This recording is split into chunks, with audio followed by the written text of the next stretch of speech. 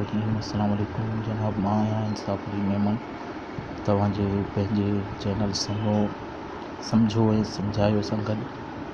ऐं जनाब अॼु जे टॉपिक ते असां ॻाल्हाईंदासीं उहो आहे त एंड्रॉयड मोबाइल में वीडियो एडिटिंग कीअं कबी आहे ऐं उन जे लाइ कहिड़ी एप्लीकेशन यूज़ थिए थी। त जनाब अॼु आउं तव्हांखे हिन बारे में ॿुधाईंदुसि ऐं जेकॾहिं इहो सभु कुझु तव्हां सम्झणु ॿुधणु चाहियो था त तव्हां मूंसां गॾु रहो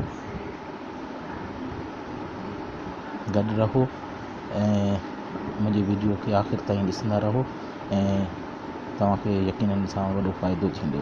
उन खां पहिरीं हिकिड़ी रिक्वेस्ट हमेशह वांगुरु त तव्हां मुंहिंजे चैनल खे सम्झो ऐं सम्झायो खे ज़रूरु सब्सक्राइब कयो ऐं मुंहिंजे वीडियोस खे शेयर कयो, लाइक कयो, जीअं आउं तव्हांजे लाइ सुठे में सुठियूं शयूं आणींदो रहां। ऐं सब्सक्राइब करण जे लाइ मुंहिंजे चैनल जे हेठि सब्सक्रिप्शन जो रेड बटन हूंदो, उन खे क्लिक कयो। उन खे क्लिक कंदव त बेल जो आइकॉन ईंदो, उन खे बि ज़रूरु क्लिक कयो। ईअं करण सां ईअं थींदो जो मुंहिंजी जेका वीडियो नई अपलोड थींदी उन जो नोटिफिकेशन तव्हां वटि ईंदो ऐं तव्हां पहिरीं खां पहिरीं ॾिसी सघंदो। हाणे हलूं था उन एप्लीकेशन जी तरफ़। उन एप्लीकेशन खे डाउनलोड करण जे लाइ प्ले स्टोर में हलंदासीं। प्ले स्टोर खे क्लिक कयोसीं। जीअं प्ले स्टोर खुलंदो तव्हां सर्च में वञो। सर्च में वञी हिकिड़ी एप्लीकेशन जो नालो लिखंदो, जंहिंजो नालो आहे काइन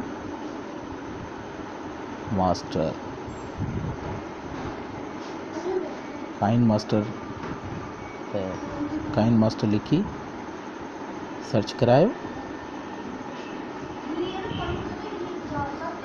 जीअं सर्च कराईंदो ही एप्लीकेशन अची वई आहे ऐं तव्हां ॾिसी सघो था इन जी रेटिंग जेका आहे 4.3 जी आहे ऐं इनखे 10,000 पीपल्स जेको आहे 5 मिलियन माण्हुनि जेको आहे इनखे डाउनलोड कयो आहे ऐं तमामु सुठी एप्लीकेशन आहे, स्पेशली एंड्रॉयड मोबाइल में वीडियो एडिटिंग जे लाइ।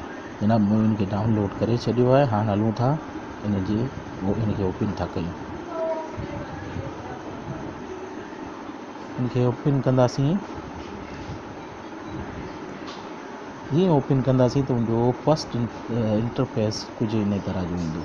हाणे इन में तव्हां ॾिसी सघो था ही मुख़्तलिफ़ प्रोजेक्ट्स आहिनि ऐं ही प्लस जो बटन आहे। प्लस जे बटन खे क्लिक करण सां तव्हां नओं को प्रोजेक्ट ठाहे सघो था ऐं जेकॾहिं इन्हनि मौजूदा प्रोजेक्ट्स में तव्हां री एडिटिंग करणु चाहियो था त बि करे सघो था। उन जे लाइ इन्हनि खे क्लिक करिणो पवंदो ऐं ही पाण ई ॾिसो जीअं क्लिक कंदो त ही इन में अची वेंदा ऐं तव्हां इन खे प्ले करे सां री एडिट करे सघो था। पर आउं नए प्रोजेक्ट ॾांहुं हलंदुसि। हिन प्लेस खे क्लिक कयो। प्लेस खे क्लिक कंदो 2 टे ॿिया खुली वेंदा। हिकिड़ो आहे प्रोजेक्ट असिस्टेंट, ॿियो आहे MPT प्रोजेक्ट। पाण खे नओं प्रोजेक्ट ठाहिणो आहे त MPT प्रोजेक्ट खे क्लिक कंदासीं। हुन क्लिक कयो। जनाब जीअं क्लिक कंदो त हिन जो फस्ट इंटरफेस इहो इन तरह ईंदो। ही प्रीव्यू विंडो आहे ऐं टाइम लाइन आहे ऐं इहे टूल्स आहिनि जेके बेसिक टूल चवंदा आहिनि इनखे। इन में मीडिया ब्राउज़र आहे, लेयर आहे, वॉइस आहे ऐं ऑडियो आहे। बेसिक टूल्स जे बारे में आउं तव्हांखे ॿुधाईंदो हलां। मीडिया ब्राउज़र में सां तव्हां पंहिंजो को बि वीडियो जेको एडिट करणु चाहियो था उन खे इन में आणे सघो था, इंसर्ट करे सघो था ऐं लेयर सां तव्हां मुख़्तलिफ़ इफेक्ट्स ऐं टेक्स्ट, हैंड राइटिंग ऐं घणी कुझु इनमें करे सघो था। वॉइस सां तव्हां पंहिंजी वॉइस जीअं आउं तव्हां सां मुखातिब आहियां ईअं ई वीडियो में वॉइस खे शामिलु करे सघो था ऐं ऑडियो सां को बि सॉन्ग हुजे, MP3 हुजे, उन खे तव्हां इन वीडियो में एड करे सघो था। हाणे हलूं था प्रोजेक्ट जी तरफ़। मीडिया ब्राउज़र खे क्लिक कंदासीं। जेके बि फोल्डर हूंदा उहे सभु ज़ाहिर थी वेंदा। हाणे इन मां हिकिड़ी रिकॉर्डिंग तव्हांखे ॾेखारण जे लाइ खणां थो। हीअ मुंहिंजी रिकॉर्डिंग्स आहिनि। हाणे इन रिकॉर्डिंग मां कंहिंखे बि क्लिक कंदुसि त हीअ तव्हां ॾिठो हीअ रिकॉर्डिंग इन में अची वई आहे। राइट खे क्लिक दबाईंदासीं शुरू खां। हाणे जे तव्हां इनखे प्ले करे हलाईंदो त हीअ हलंदी। सभिनी खां पहिरीं इन जे वॉल्यूम खे सेट कंदासीं। वॉल्यूम खे सेट करण जे लाइ इनखे सिलेक्ट करिणो पवंदो। सिलेक्ट करण लाइ इनखे क्लिक कयो। क्लिक करण सां इहे ऑप्शन अची वेंदा। हिकिड़ो कट जो आहे, क्रॉप जो आहे ऐं एडिटिंग जो है, क्लिप ग्राफिक्स जो है, कलर फिल्टर्स जो है, कलर एडजस्टमेंट, काफ़ी इनमें जेके आहिनि टूल्स आहिनि जेके तव्हां इनमें एडिट करे सघो था। पर पाण खे हींअर वॉल्यूम जी ज़रूरत आहे, त हिनखे क्लिक करे हिनजो वॉल्यूम वधाए सघूं था। जनाब हाणे जेकॾहिं तव्हां चाहियो था त हिनमें को ॿियो वीडियो एडिट शामिलु कयूं त वरी मीडिया ब्राउज़र में वेंदासीं ऐं जनाब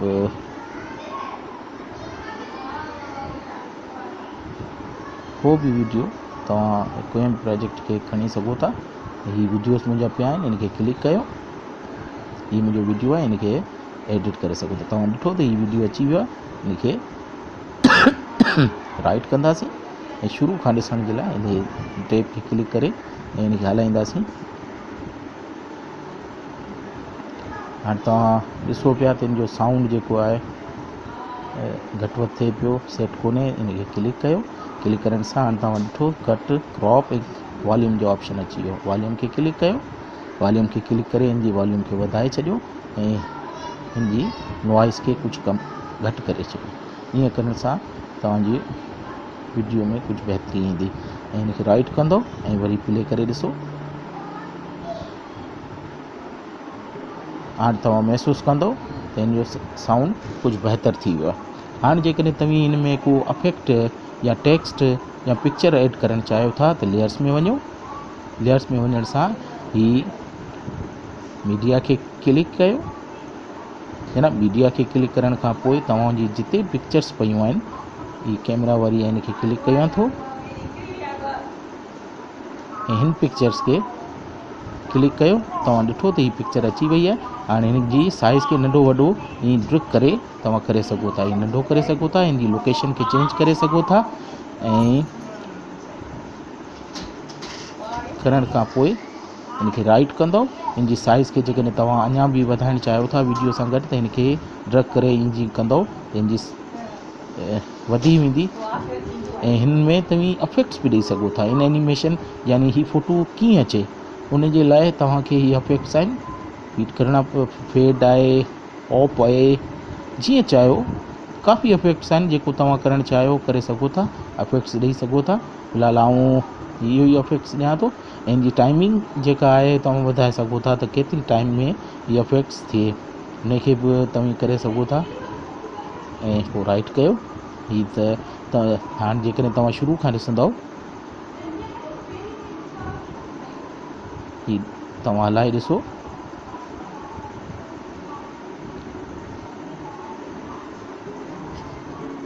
तव्हां ॾिसंदव त हीअ पिक्चर तव्हांजी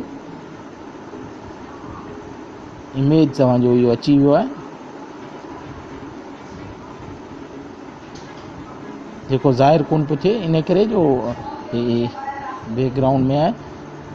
हिनखे ओके कंदासीं। हीअ ॾिसो इमेज अची वियो आहे, इमेज खे करे सघो था। हाणे जेकॾहिं तव्हां का हैंड राइटिंग हिन में अटैच करणु चाहियो था या टेक्स्ट ॾियणु चाहियो था त टेक्स्ट ॾेई सघो था। हिनखे थोरो ब्लियर अफेक्ट ॾियणु चाहियो था, अफेक्ट ॾेई सघो था। इहे अफेक्ट्स आहिनि, हिनखे बेसिक अफेक्ट खे क्लियर कयो ऐं हीअ ब्लियर अफेक्ट आहे, इन सां हिन तस्वीर खे तव्हां ब्लियर करे सघो था। जेतिरो करणु चाहियो तस्वीर थोरी थींदो। ऐं काफ़ी इफेक्ट्स आहिनि जेके तव्हां हिन में ॾेई सघो था। हिन जी ओपेसिटी, अल्फा ओपेसिटी, इन खे घटि वधि करे सघो था ऐं वधाए सघो था। ऐं कई शयूं आहिनि जेके तव्हां हिन में करे सघो था। सपोज़ हाणे आउं हिन में टेक्स्ट करणु चाहियां थो त टेक्स्ट ते टी ते क्लिक कंदो, हीअ टेक्स्ट अची वियो। ऐं हाणे तव्हां हिते को बि टेक्स्ट लिखो। सपोज़ मां लिखां थो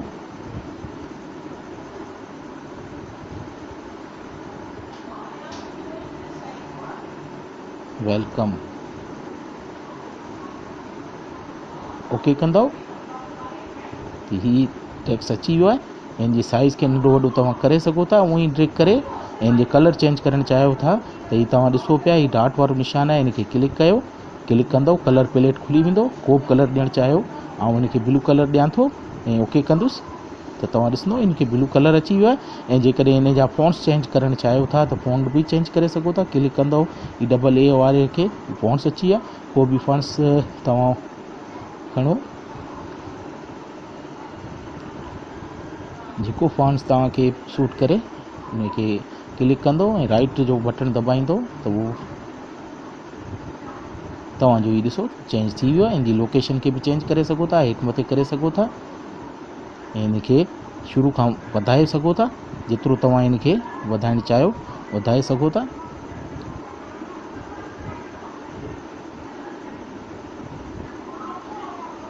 ऐं वरी टेक्स्ट खे क्लिक कंदासीं, थोरो इनखे वधाईंदासीं ऐं इनमें तव्हां एनिमेशन बि ॾेई सघो था। इन एनिमेशन में वञो त हीअ अचे कीअं, इन जे लाइ एनिमेशन मुख़्तलिफ़ आहिनि। ऐं पॉप खे क्लिक कयां थो जेको मूंखे सूट करे थो। इन जी टाइमिंग खे घटि वधि करे सघो था ऐं जेकॾहिं तव्हां चाहियो था त इन जी एनिमेशन जंहिं टाइम इहो ओवरऑल एनिमेशन कहिड़ी हुजे त उहा बि ॾेई सघो था। आउट एनिमेशन ॾेई सघो था। ओवरऑल एनिमेशन इहा आहे। मुख़्तलिफ़ एनिमेशन्स आहिनि, तव्हां इनखे जीअं हलाईंदव तीअं टेस्ट करे सघो था। सपोज़ मां हलाए प्ले करे थो ॾेखारियां तव्हांखे। इहे ॾिसो तस्वीर अची वई, एनिमेशन में तव्हांजो हू बि अचे पियो वेलकम। सपोज़ इनखे वरी सिलेक्ट कंदासीं, इनखे एनिमेशन ओवरऑल एनिमेशन नन करे छॾंदासीं।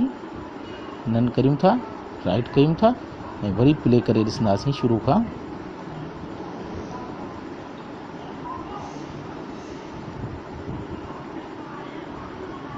हिन बि ॾिसी सघो था, तस्वीर बि आहे ऐं राइटिंग बि आहे।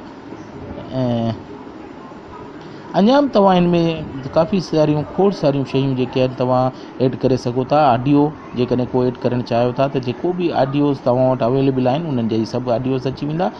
ऐड करण जे लाइ तव्हां कंहिं बि फाइल खे सिलेक्ट कंदव त इनमें प्ले ऐं प्लस जो बटन ईंदो। प्लस जे बटन खे जेकॾहिं क्लिक कंदव त हीअ टाइम लाइन में ऑडियो तव्हांजो इनमें थी वेंदो। हीअ फॉर्मेट खे सपोर्ट कोन पियो करे त हिनखे छॾे पाण हिनखे कंदासीं ऐं हिनखे प्लस कंदासीं। हीअ फॉर्मेट कोन पियो खणे, उहो बि मक़सदु हा हीअ आहे त हिनखे प्लस कंदासीं। हीअ ॾिसो ऑडियो अची वियो। हाणे हिनखे तव्हां अॻिते पोइ जीअं बि सेटिंग करणु चाहियो करे सघो था। राइट कयो ऐं हिन जे साउंड खे घटि वधि करे सघो था। हीअ वॉल्यूम जो बटण आहे, हीअ वॉल्यूम खे दबायो ऐं हिनखे फुल करे छॾियो ऐं ओके करे छॾियो। ऐं हीअ जेको हिन में वॉल्यूम आहे हिनखे घटि करे छॾियो।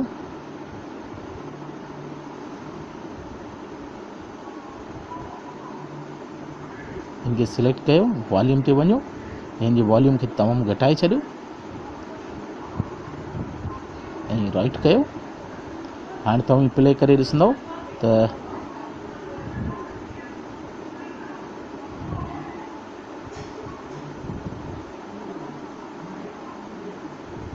प्ले करे ॾिसंदव त हीअ हलणु शुरू थी वियो। वॉल्यूम तव्हां ॾिसो घटि थी वियो आहे ऐं उहो हीअ हलंदो।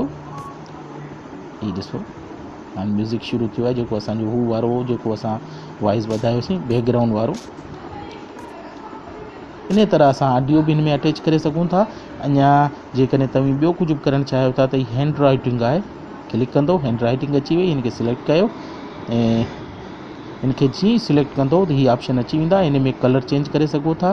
तव्हां छा ॾियणु चाहियो था त हिनखे क्लिक कंदो त मुख़्तलिफ़ आहिनि। एरोज़ आहिनि, पेंसिल आहे, माइनस आहे, जेको बॉक्स आहिनि आउं हिन बॉक्स खे सिलेक्ट कयां थो। इन जो कलर रेड ई ॾियां थो। हाणे तव्हां हैंड सां जेकॾहिं हीअं कंदव त हीअ बॉक्स ठाहींदो।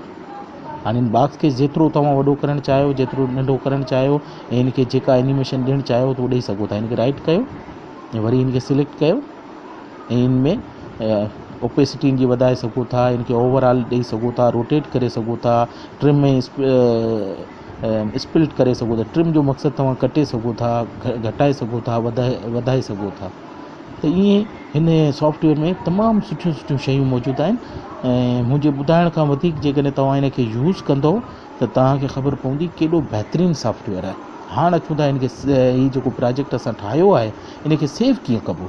सेव करण जे लाइ हिनखे हीउ मथे जेको बटण आहे हिनखे क्लिक कंदासीं। हीउ ॾिसो प्रोजेक्ट तव्हांजो अची वियो आहे। हाणे हिनखे तव्हां हीउ जेको अनटाइटल जे नाले सां 3 जे नाले सां हिनखे लिखंदो। लिखण सां हिन जो नालो बि चेंज करे सघो था। सपोज़ तव्हां नालो जे चेंज करणु चाहियो था त हिते चेंज करे सघो था। हिनखे क्लिक कयो इनके कट कयो ऐं काइन मास्टर जो नालो ॾेई छॾियो।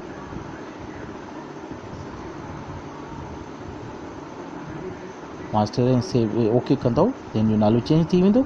इनखे तव्हां प्ले करे ॾिसी सघो था, इनखे शेयर बि करे सघो था, इनखे डिलीट बि करे सघो था। पाण शेयर ते हलंदासीं। शेयर करण जे लाइ जीअं ई तव्हां हिन बटन खे क्लिक कंदव त हीअ ऑप्शन अची वेंदा। इन में तव्हां डायरेक्ट यूट्यूब में शेयर करे सघो था, फेसबुक ते, जीमेल में ऐं ट्विटर वग़ैरह ते, ऐं सेव बि करे सघो था गैलरी में। त आऊं इनखे फ़िलहालु सेव कंदुसि। सेव ईअं दबाईंदव त हिन में क्वालिटीज़ अची वियूं। कहिड़ी क्वालिटी में तव्हां सेव करणु चाहियो था, हाई क्वालिटी में, फुल HD में, फुल HD में, हाई क्वालिटी में, मीडियम क्वालिटी में, लो क्वालिटी में। ऐं इनखे हाई डेफिशिएंसी में सेव कंदुसि। जीअं क्लिक कंदुसि त हीअ खिड़की खुली वेंदी ऐं सेव थियणु शुरू थी वेंदो। जनाब ईअं ई सेव थींदो, पर आउं हींअर फ़िलहालु इनखे सेव करणु कोन थो चाहियां, इन करे कैंसिल कंदुसि। ऐं अॼोको वीडियो जो इख़्तिताम थिए पियो, पर वेंदे वेंदे हमेशह वांगुरु मुंहिंजी रिक्वेस्ट उहा ई हूंदी त हीअ जेको चैनल आहे सम्झो सम्झायो, इहो चैनल मुंहिंजो कोन्हे, तव्हां सभिनी जो आहे। इनखे सब्सक्राइब कयो, मुंहिंजे वीडियोज़ खे आख़िर ताईं ॾिसो ऐं लाइक कयो, शेयर कयो ऐं मूंखे कमेंट्स में ॿुधायो त मुंहिंजा वीडियोज़ कीअं पिया लॻनि। ऐं जेकॾहिं को सुवाल जवाबु आहे उहो बि मूंखां पुछी सघो था, उनजो जवाबु आउं तव्हांखे ॾींदुसि। इन सां गॾु आउं तव्हां खां इजाज़त थो वठां। अल्लाह हाफ़िज़। जिते रहो ख़ुशि रहो, आबाद रहो।